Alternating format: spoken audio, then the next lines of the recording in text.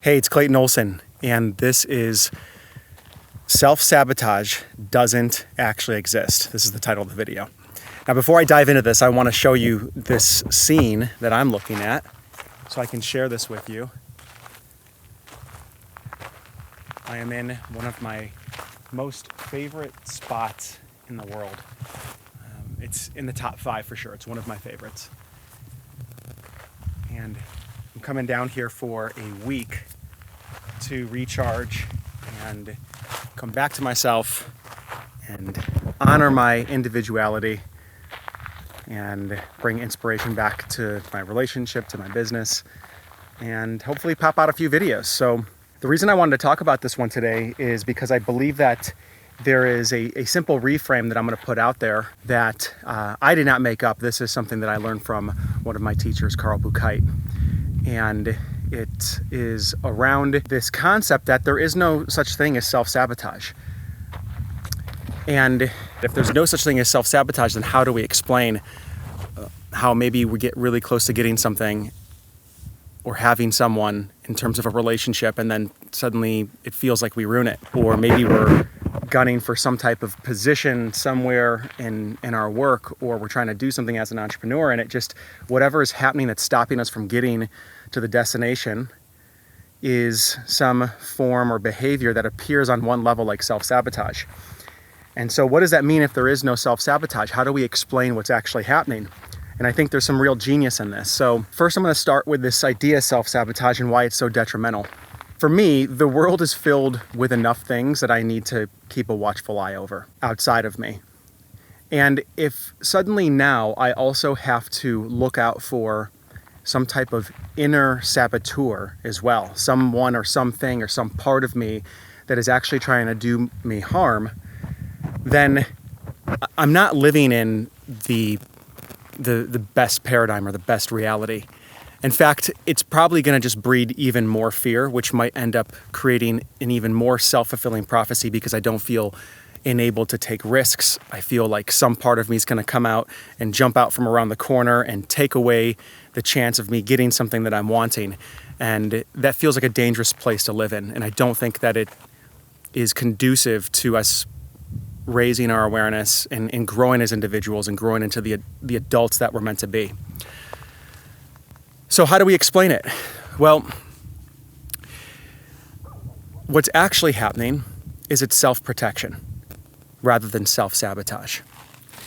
So here's the mechanics behind it. When we want something, what we aren't often realizing when we want that thing is that when we get that thing that we want, there will be a set of problems that come with that thing that we want. So if I'm single and I want a relationship, there's going to be a set of problems that come once I'm dating and in a relationship.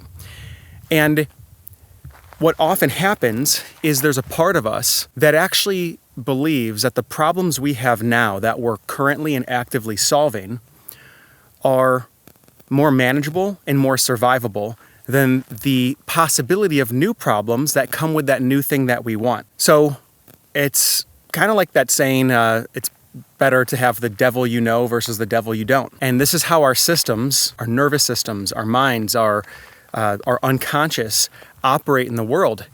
Is there's a certain set of problems that you have in your current circumstance that it knows it can survive, it knows that it can be with.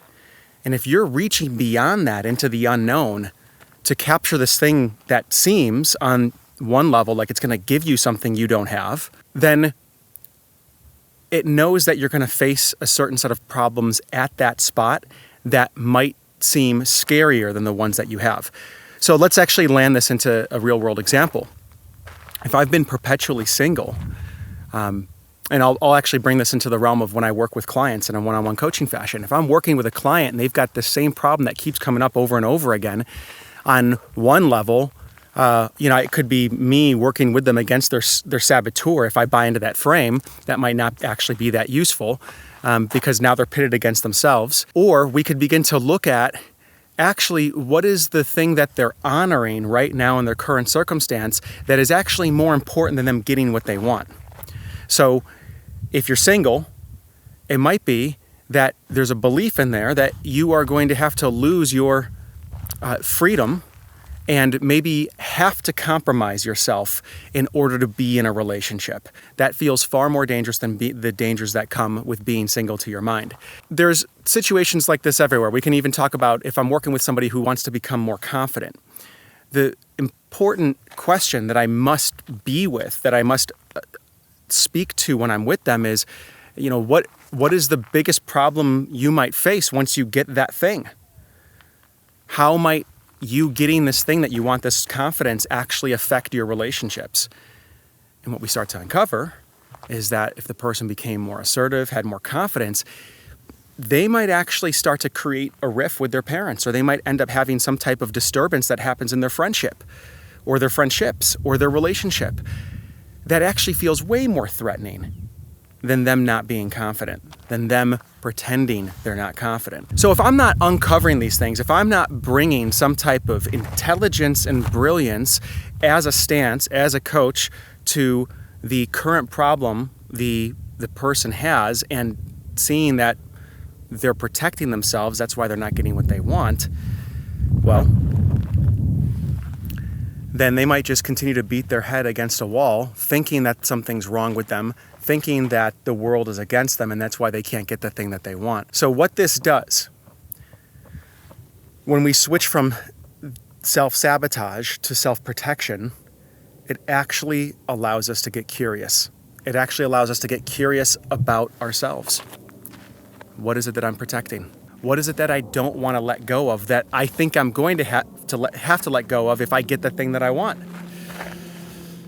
That changes the whole game, because now maybe they actually don't want the thing that they want, or maybe with a new awareness, they can realize that they won't have to lose the very thing they think they're going to lose if they get the confidence, or if they end up in the relationship.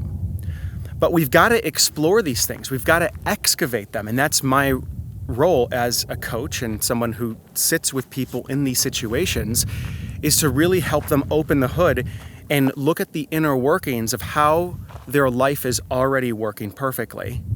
And then delicately and with respect, help them begin to change and shift that into something that might be more desirable. This is not something I've seen people be able to do on their own, and it's one of the most powerful aspects of working with a coach.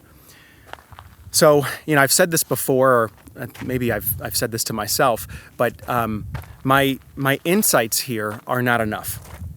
And so I would love to invite you, if this is something that you'd like to explore in a conversation with me, feel free to shoot me an email below in the description. So the question that I'll leave with you is, when you can see that there is no self-sabotage, there's only self-protection, what is it that you've been honoring that has had you be in a place that has felt like you were stuck up until now? What is it that you're honoring?